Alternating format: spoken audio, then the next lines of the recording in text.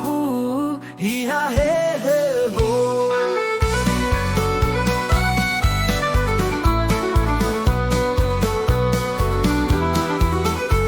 Ahu, hi ha he he ho.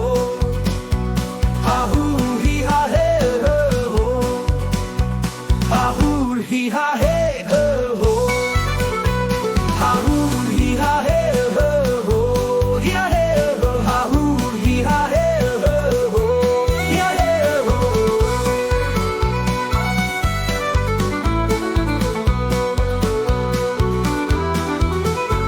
Ahu, hi ha he he ho. Ahu, hi ha he he ho. Ahu, hi ha he he ho. Ahu, hi ha he he ho. Ahu, hi ha he he ho. Ahu, hi ha he he ho. Ahu, hi ha he he ho. Hi ha he ho. Ahu, hi ha he he ho. Hi ha he ho. Ahu, hi ha he he ho. Hi ha he ho. Ahu, hi ha he he ho. Hi ha he ho.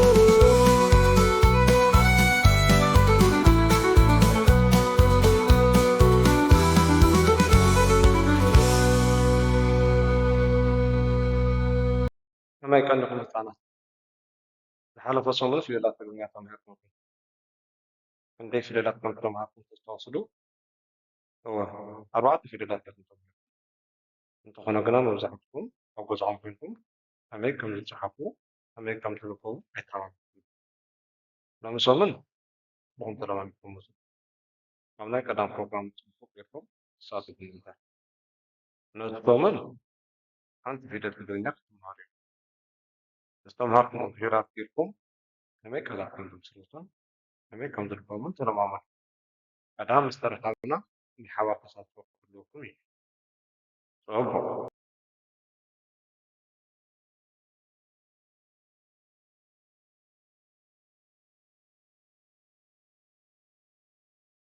ኣብነት ክኾነኩም ዝተወሰኑ ቃላት ክበልኩም ሃ ለ ላ መ ሞ ሃ ፅቡቅ ህፃናት ቃላት ከመይ ከም ዝምስረቱ ተረዲኦምኩም ዶ? እወ ቃላት ክልተ ፊደላትን ልዕሊኡን ተደሚሮም እዮም ዝፍጠሩ።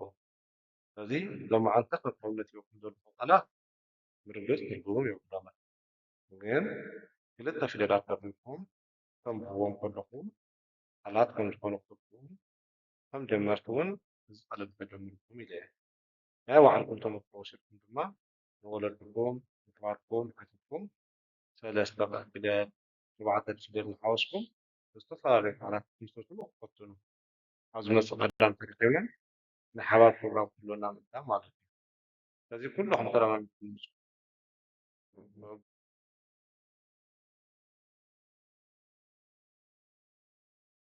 ፅቡቅ ህፃናት ኣብ ዝሓለፈ ሰሙን ብዛዕባ ፊደላት ክንምሃር ከለና ንዝመፅእ ሰሙን ኣተማምፃ ወይ ድሞ ትእዛዛት ፊደላት ክንምሃርና ኢልኩም ነይረ።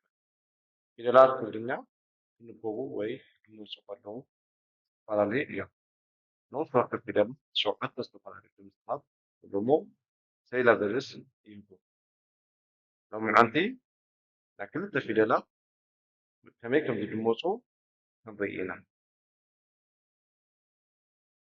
ንኣብነት ፊደል ለ እንተወሲድና ለ ቀዳመይቲ ፊደል ወይ ደግሞ ግዕዝ ትበሃል።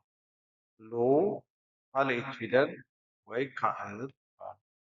ሊ ሳልስ፣ ላ ራብዕ፣ ሌ ሓምስ፣ ል ሳድስ፣ ሎ ሳብዕ ተባሂሉ ይፅዋዕ። ከም ኣብነት ካልአይቲ ሀ እንተወሲድና ደግሞ ሀ ግዕዝ ወይ ደግሞ ቀዳመይቲ ፊደል፣ ሁ ካዕብ ወይ ደግሞ ካልአይቲ ፊደል፣ ሂ ሳልስ ወይ ደግሞ ሳልሰይቲ ፊደል፣ ሃ ራብዒቲ ፊደል ወይ ደግሞ ራ፣ ሓምሸይቲ ፊደል ወይ ደሞ ሓምስ ህ ሳድሰይቲ ፊደል ወይ ደሞ ሳድስ ሆ ራብዐይቲ ፊደል ወይ ደሞ ሳብዕ ተባሂሎም ተድምፅዎም ከለኹም ሸውዓተ ዝተፈላለዩ ድምፅታት ከም ዘለዎም የርኢ ማለት እዩ። ፅቡቅ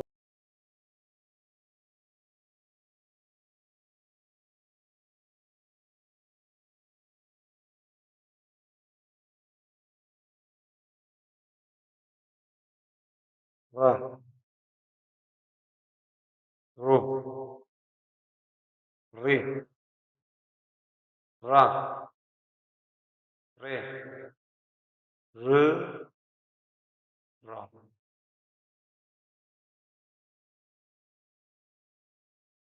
ፅቡቅ ህፃናት ናይ ሰሙን ፕሮግራም ኣብዚ ኣለና መፃኢ ሰሙን ቀዳም ተረኺብና ዝንብሉ ፕሮግራም ወይ ድማ ኣክቲቪቲ ብዝግባእ ምእንቲ ትሰርሑ ሰሙን ናብኹም ትምህርቲ ብዝግባእ ተኸታቲልኩም ብዝግባእ ተለማሚድኩም ውፁ እሞ ኣብቲ ዝመፅእ ፕሮግራም ፅቡቃት ተሳተፍቲ ክኾኑ ምእንቲ ድሓን ቀኒ ህፃናት Happy, mi ha